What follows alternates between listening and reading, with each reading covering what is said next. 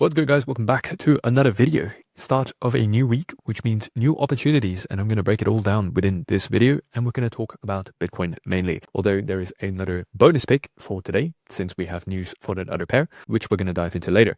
But anyways, if you're new here, welcome. My name is Xuan. I've been making these videos daily for the last year and a half, and I've been publicly documenting the success rate of these calls, and so far we're sitting at around a 78% win rate. So the only thing that matters to you is that if you're new here, you're probably at the right place, because I tend to be right a little bit more often than I'm wrong. But with that said, let's just dive into the video, and we're going to kick things off on the weekly chart, because at the start of the week, one thing that I love to do is to just zoom out to the higher time frame just to get like a better perspective of kind of like the lay of the land. And one of the ways that this came in helpful last week was the fact that we identified this bearish fair value gap over here. So usually, just to give you some context, when you have a bullish candle close on, the weekly, we would usually be looking for longs throughout the week. But because of this fair value gap over here, paired with the fact that the market structure is overall really bearish, like just to give you an idea, this is like high, low, high, low, high, low, high, high.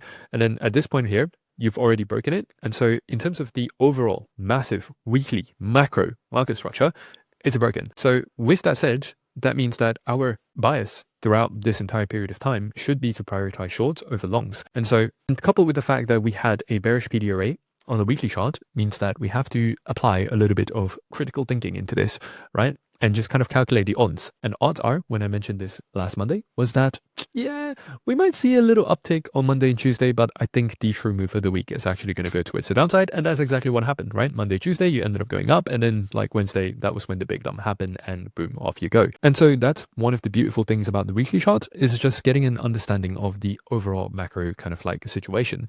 And right now, I think with the bearish candle close last week, this gives us way more confirmation. Like this week is going to be nice because we can just kind of continue with the trend. Again, the overall market structure and the overall trend is already on a downtrend. And so when you are in a downtrend, the correct thing to do is to simply sell low and then buy back lower, or in other words, follow the trend. After all, you've probably heard the saying many times before, but as traders, the trend is your friend. And that is very much true, because what ends up happening when you start going counter trend is that very little movement in a much longer period of time, as compared to if you just focus on the shorts, like big movements, very short periods of time, right? This is way easier to trade compared to trying to, catch some bottom or whatever, and then ending up getting stopped out multiple times because you didn't actually know that it was the bottom.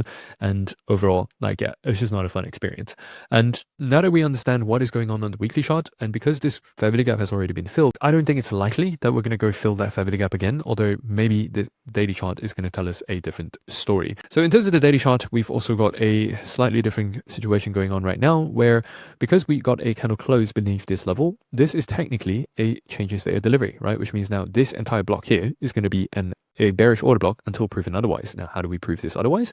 It's when you get a candle close above this level right here at 66,300. Now, if you were to get a daily candle close above this level, okay, bam, right? You're straight on in a uptrend, and this bearish order block gets flipped into a bullish order block, and we would actually be looking for a long after retracing back into this point.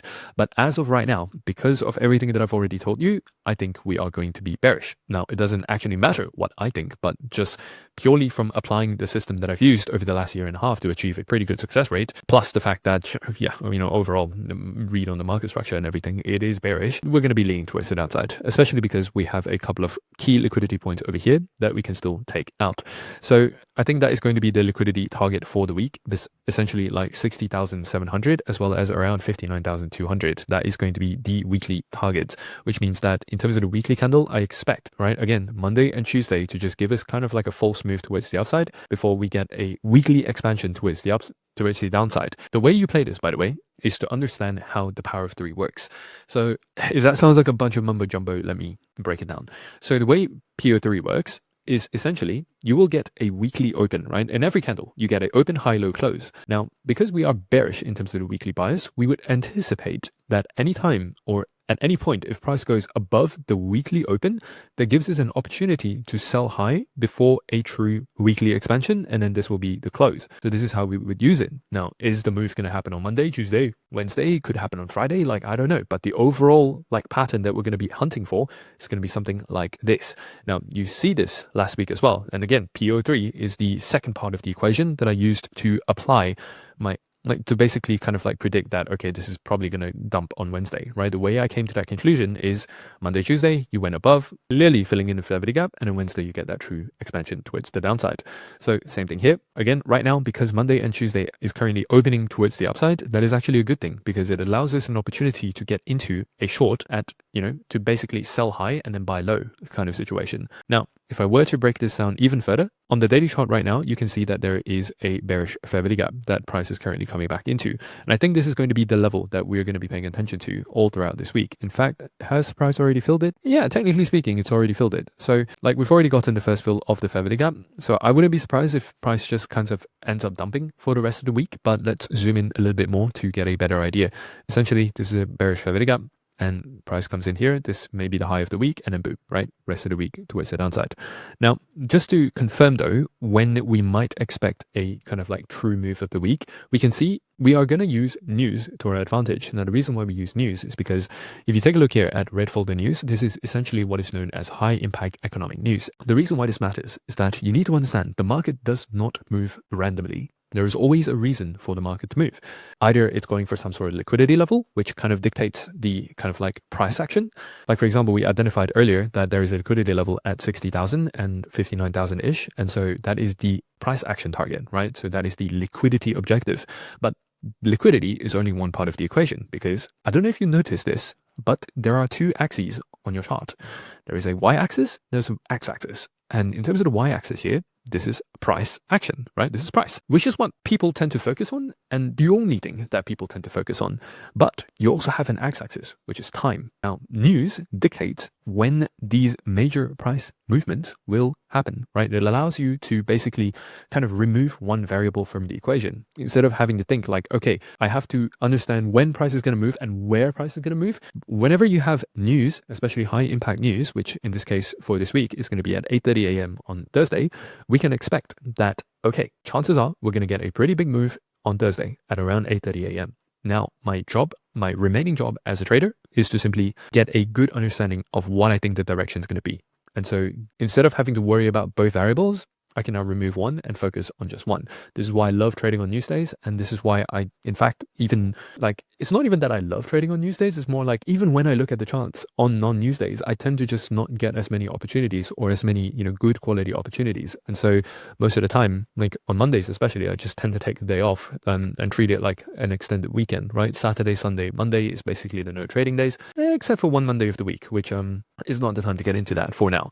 So overall, like, because we have news on Thursday, we can reasonably expect that the true move will happen sometime Wednesday, Thursday, right? And so let's break it down a little bit more. So today we've already filled in the fair value gap and seems like this is going to be a strong high because this previous high here, this high that just formed here actually swept out prior liquidity. Now, just to give you some context, a strong high is a high that sweeps prior liquidity, right? So this is a strong high. And this would, for example, be an example of a weak high because it did not take out the prior liquidity point. Now, the reason why this matters is because strong highs, like, are the types of highs, or like strong lows, like strong highs or lows are the types of highs or lows that we would actually want to trade with, because assuming that we are going short, we ideally want to be trading into a strong high because it means that there is less of a chance that price is going to revisit that area, considering that liquidity has already been swept with that move. Now, versus a weak high, there's usually a pretty decent chance that you sweep out the high before some sort of a downside movement. Now, again, these are just generalizations. It doesn't mean that just because you have a strong high, it means you will never kind of revisit it. But in trading, right, the way we want to think about trading is that because this is a probabilistic game, meaning that even if you do everything right, you might not end up with a good result, or even if you do everything wrong, you might just end up with a win. Because this is a probabilistic game, every trade that we want to take, we want to stack the deck in our favor as much as possible, right? So instead of operating with like a 50% success rate, we want to stack multiple confluences so that we are operating on an overall 78, 75% success rate, right? Just to give you an idea.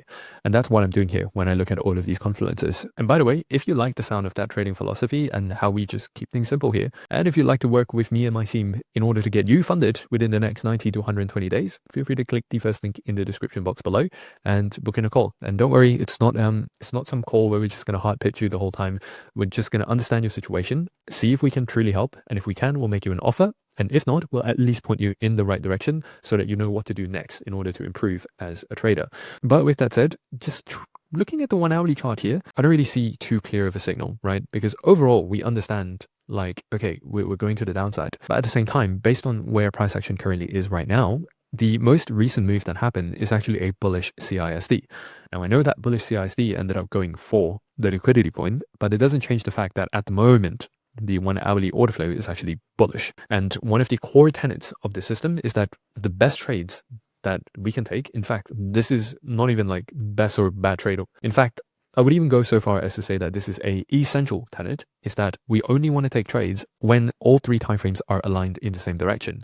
So if you remember earlier, we talked about the weekly chart, right? That's bearish at the moment. In terms of the daily chart, well, if you just look at the daily bias, we're actually bearish. Now, if you look at the 1 hourly chart, oh, we are bullish. So right now there's a bit of time frame misalignment. So chances are, right? Chances are I'm not going to be trading today, but even if I did, it would be half risk trades because like one of the key tenets within the system is already not met at the moment. And it's not to say that we cannot take a trade. It's just that we want to account for this by going half risk or just being a little bit more cautious. Because if you try to be too aggressive in a market condition or in a situation where you should not be aggressive, that is a mistake. Just like how if you are not aggressive enough in a market condition where you should be aggressive, that is also a mistake. But I'm not going to break it down here.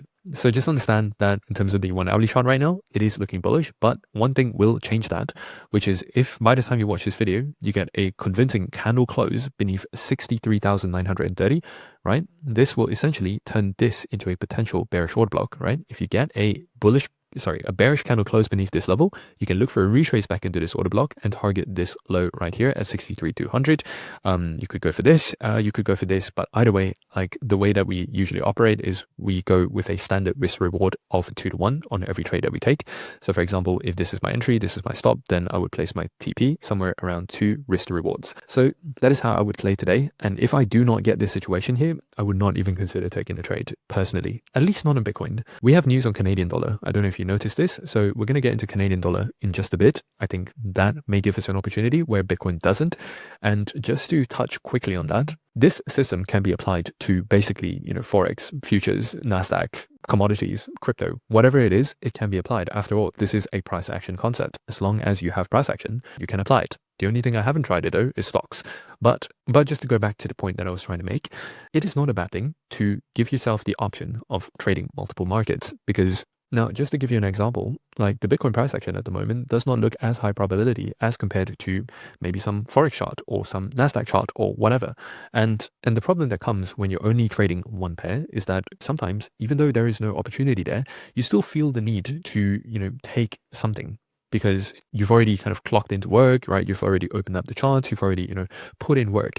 And so you feel like you should do something. But the reality is like trading doesn't work the same way as a normal job. And I hope you understand that already because in trading, you're not paid relative to the amount of trades that you take. You're not even paid relative to the amount of hours that you put into it. Like the amount of money that you make from trading is literally correlated to the quality of the decisions that you do take. So you don't have to trade a lot, but you need to make sure that whatever trades that you do take are like A++ trades. And that's how you ensure that you will make money. Very counterintuitive, takes people years to understand this. So chances are like a lot of you watching this probably aren't going to get that either, but just having access to other assets helps a lot with this, because when Bitcoin's not giving you an opportunity, guess what? I can just go on USD Canadian, which I will do very shortly. Now, just coming onto the 5-minute chart, again, it's the same kind of story here where, usually on a bearish day, we want to see a sweep above the Asia high, and usually on a bullish day, we want to see a sweep of the Asia low prior to actually taking any trades. And so far, London has been doing the one thing that we hate to see, which is the fact that it's right smack dab in the middle of the Asia range. This tells you that the market is indecisive at the moment, which is normal, right? Today's Monday, is the first day of the week. Everything's still setting up. We don't have news. And it's pretty normal for Mondays to look like this. But that's also the warning sign that this just isn't the best trading day. And unless you see that condition that I've already mapped out, you don't want to be trading today. At least not on Bitcoin. Now, quickly, we're going to go take a look at USD Canadian, and this is where, we may potentially get an opportunity. So in terms of the weekly, by the way, overall, this thing is bullish as heck. In the upcoming weeks, potentially months, we are most likely just going to be looking for longs in terms of USD Canadian. Now, in terms of the daily chart, you are having a bullish daily bias, so that's a good thing. We're going to be looking for longs today, but when you come into the 1 hourly chart, same thing here, right? You have you're coming back into a bullish PD array. Now, one thing that I do expect price to actually do is that over here, you have a weak low, right? This is an example of a weak low because it did not sweep any prior liquidity.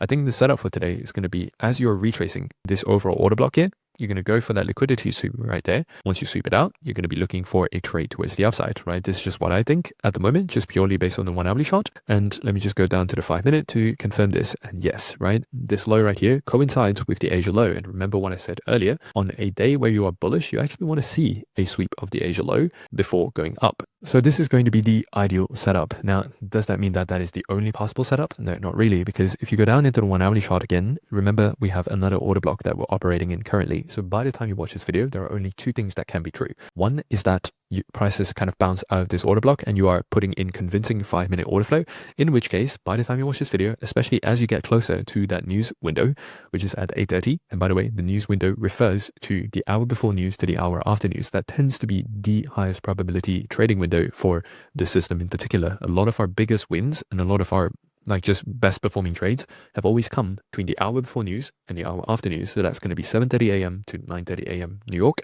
And if you get that, then by all means, right? It's as simple as momentum trading. Like if you see a new order block on a 5 minute, you take a trade here, you place a stop beneath the 5 minute order block and you target for 2R. Now, chances are though, I think this is still going to be the ideal setup that you're going to want to look for, where you sweep out the Asia lows followed by that 5 minute order flow, right? Again, you don't want to, just because a liquidity level or some sort of higher time frame PD array has been filled, does not give you the go ahead to immediately jump into a trade. You still need to look for the lower time frame to show you that, okay, in fact, this thesis is correct. The market agrees with this thesis, and only then do you dive in after you see a 5 minute CISD. And by the way, I know this can sound a little bit complicated, especially if you're new here, but just understand that you can learn the system pretty quickly just by watching a couple of more videos. And I don't say this to get you to subscribe or whatever, but truly, like, we've got so many people that have just gotten amazing results purely just from these videos alone. And just to prove a point, like Jibba, shout out to you if you're watching, like Shwembro, been watching your YouTube videos for over a year now, didn't even know what a prop from a PD array was when I started watching. Since then, you've scaled to 750k accounts, and this was the PNL of a single day. Yeah, I'm really not pulling this out of nowhere. And also, Crypto Hustler, now that I'm seeing you, shout out to you. The amount of PNLs that he's dropped on my channel, like just in the Twitter comments, like this is another one. So yeah, you can definitely learn this by yourself, just watching these YouTube videos. So subscribe and like if you want to see, if you want to stay tuned with all of this. And of course, as usual, I will be posting any trade updates on Twitter. I'm not going to, gate it behind some signals group or whatever. If I do take any trades, I'm going to post it on Twitter. So feel free to follow me there. But otherwise, happy trading today and ciao, ciao.